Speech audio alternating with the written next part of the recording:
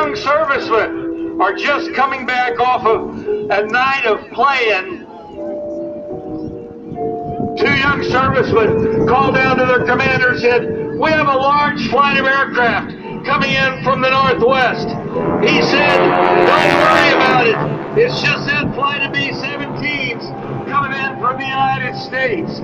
Unbeknownst to them, at this very moment, there are 6 Imperial Japanese aircraft carriers, Ikagi, Kaga, Hiryu, Soryu, Shokaku, and Suikoku, have all launched 283 aircraft of the Imperial Japanese First Fleet. Today, December the 7th, 1941, the place, Pearl Harbor. You are there! The Nakajima B-5N Gate, the Ayachi B-3A dive bomber, and the Mitsubishi A6M0. Watch high above as the Ayachi B-3A dive bomber, a bomb between the wheel wells, prepares to roll up on the wingtip. Watch it as it comes over, gets lined up, and drops that bomb. It goes through the foredeck of the United States battleship, the Arizona. The Arizona explodes with such force. That great ship went up in a ball of fire. 1,177 American sailors went to a watery grave. Those B-17s that were coming from the United States managed to fly right into the middle of this maelstrom. The Commander Ford said, "What a hell of a way to enter a war. I'm out of gas. I don't have any bombs. I don't have any bullets."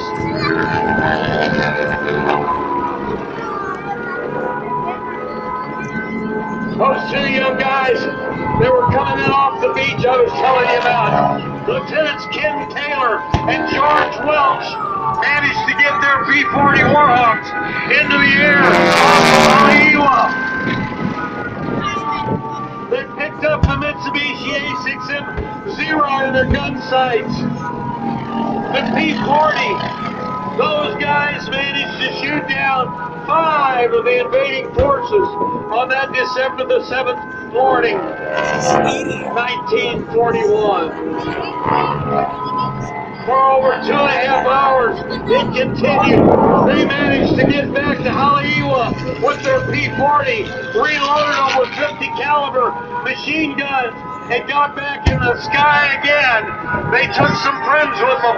This time, a total of 23 Japanese airplanes were shot down on December the 7th, 1941. Young Army men managed to get some of their guns going. Indeed, on the Arizona, after the explosion, laying right alongside was the USS Vestal. They got their guns going. They managed to get everything going. The Nakajima B-5N Kate, 3 of them. First 1, then 2, then 3, got their fish into the water. They hit the sides of the United States battleship, the Oklahoma. The Oklahoma rolled over on her side. She would never float again. 400 American servicemen went to a watery grave. They tried until Christmas to get them out. It didn't work.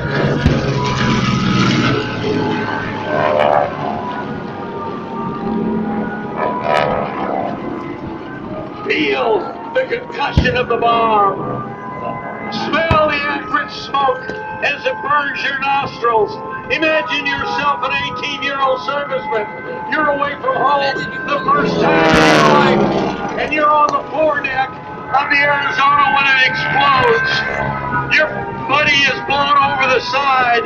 You jump into the burning water, splashing the fire from in front of him so he can live to fight another day.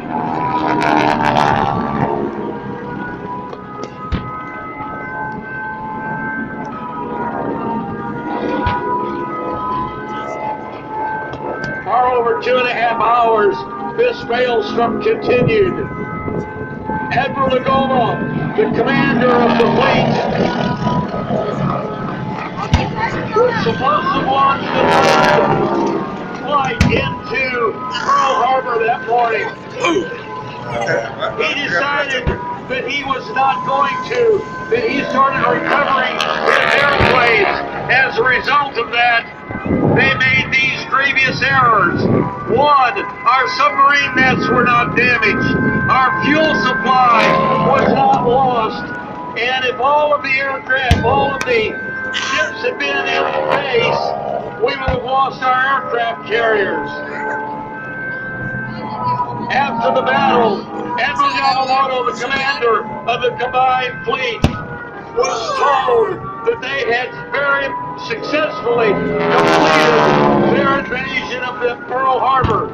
He said, "I fear all we have done is to have awakened a sleeping giant."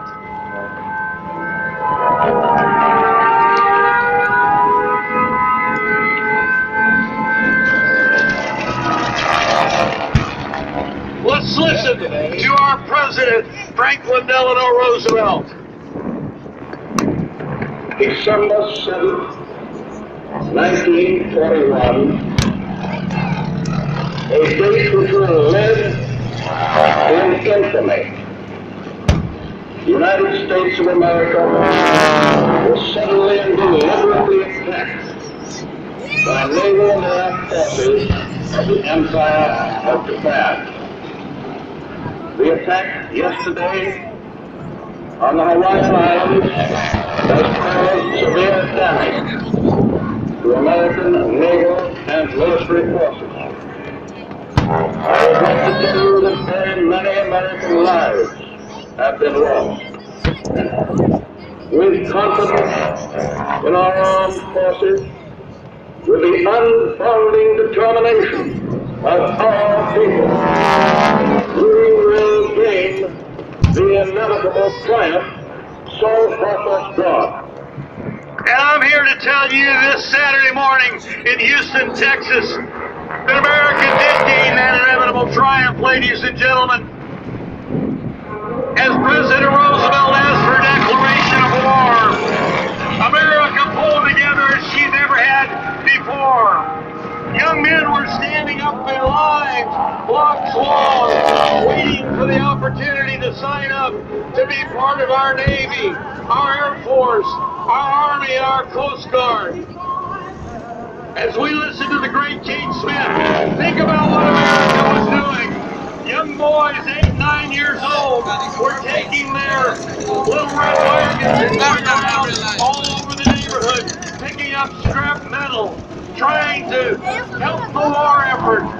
Moms and dads were planting their own gardens out there so that they had food to eat as they were going towards the war. Rosie became a riveter right here in Ellington Field. This became an air base as we fought against the Axis powers who would take over our world.